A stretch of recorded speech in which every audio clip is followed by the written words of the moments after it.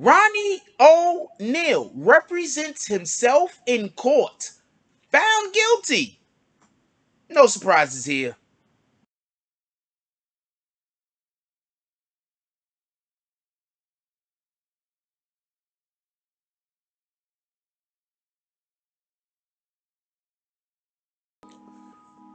BBN Jack Frost. What's up, party people? Alright, so yeah. So apparently, Ronnie Oneal was found guilty of the 2018 double murder of his family and attempted murder of his son. Okay. So the first thing I want to say is this, just so we can be 100% clear and transparent. This man represented himself. If you represent yourself, you have a client for you're an idiot. Just so we can be clear, that's the phrase. If you represent yourself, you have a client for an idiot. That's the first thing that I want to say in regards to this. The second thing I want to be clear about is this man. There's literal witnesses to the murders in which he is trying to say is self-defense. So just so we could be clear, I believe he pled it was self-defense. That was his he's not saying he didn't kill anyone. He's saying it was self-defense. Now I'm going to tell you the individuals who lost their lives. One was his wife. She lost her life. The mother of his children. Her name was Kenyatta Barron. She was 33 years old, his girlfriend. Apparently what happened was he chased her down. He had a shotgun. He hit her with the shotgun, also shot her with the shotgun, and they are witnesses to this particular event. Just so we can be clear, this happened on his front lawn. He chased her out of the house. There's witnesses to this event that he is saying was self-defense. After he did this, he then proceeded to go back into the home where he had a daughter who is special needs, and he then proceeded to take her life with a hatchet. So this guy, whatever happened with his there's no telling what could set off this type of, I don't know what to tell you. Anyway, so I just think that this is so horrible. So after he did that to his 9-year-old daughter, he then went after his 8-year-old son, who he attempted to also take life. He was unsuccessful. That son survived.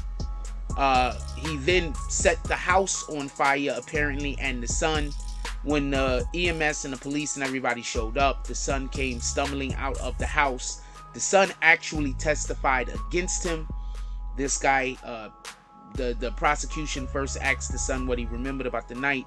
The son told the prosecutor what he remembered about the night. And then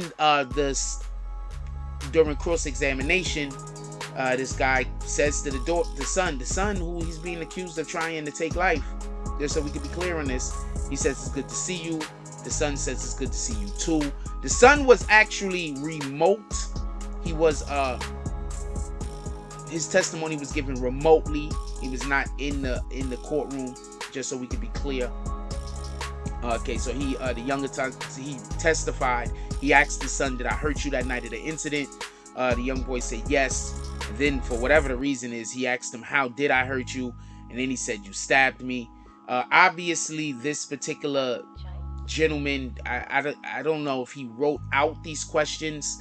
I don't know if he devised a plot or a plan or a scheme in order to be able to cross-examine this particular witness. Personally, obviously, one of the things he should have said was no questions for this witness. I don't know what to tell you. This isn't somebody we want to come home, by the way. So shout out to him. Anyway, so he's currently facing the death penalty. He was found guilty a little bit over, I believe, 4 or 5 hours. The jury came back with a testimony of with a conviction. The judge then asked him, by the way, because the judge, Michelle Cisco, She then asked him. She commended him actually. She said that he had a competent defense. I don't. I don't think that's actually what she meant. I guess that she just has to find something nice to say after the trial. I don't know. In an attempt to make sure that there's not a mistrial, but I don't believe there could be a mistrial if you decide to defend yourself. I don't know how that goes. I think there can be, but it got to be extenuating circumstances. I'll probably look into that. But she said she would encourage him to consider allowing the state-appointed attorney to handle the next phase, because what there has to be at this point, the next thing is the sentencing. So there has to be motions filed, and they need to, in order for him to try. I'm assuming he's trying to not get the death penalty.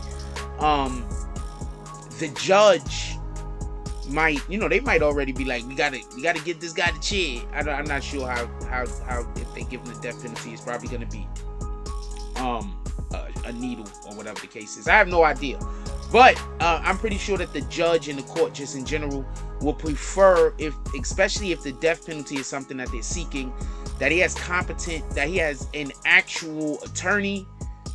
Because they wouldn't want to see in the future, they wouldn't want anybody to look back and say that they either crossed any lines or didn't give him the adequate treatment that he deserved as just a human being that's going through the judicial system.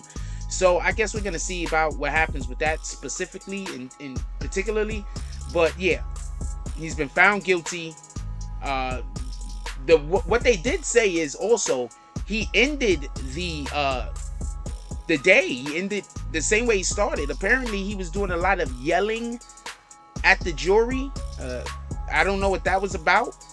That kind of would lend me to believe that would make them think that these things, that first of all, he's not even saying he didn't do any of these things. He's just saying that there were reasons. So that would lend me to also believe that would make him look extremely like hostile. That would make him look like, he is a bad person. If you're up there trying to defend yourself in the courtroom and you're busy yelling and screaming at people, that just isn't a good look, I would assume. Anyway, let me know what y'all guys think about that. Leave it down in the comment section. And RIP to his family.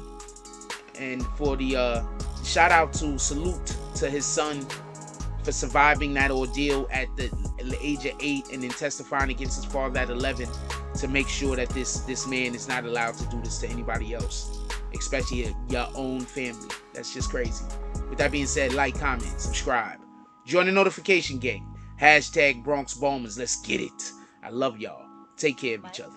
Hug the kids for me. I haven't forgotten about you. And that's all I got on this one.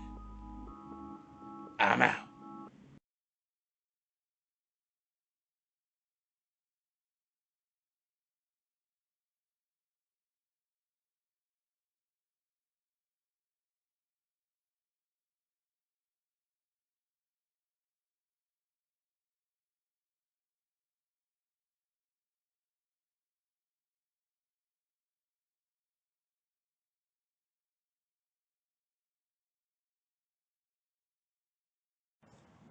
Gorilla edibles. And hey, don't forget the milk.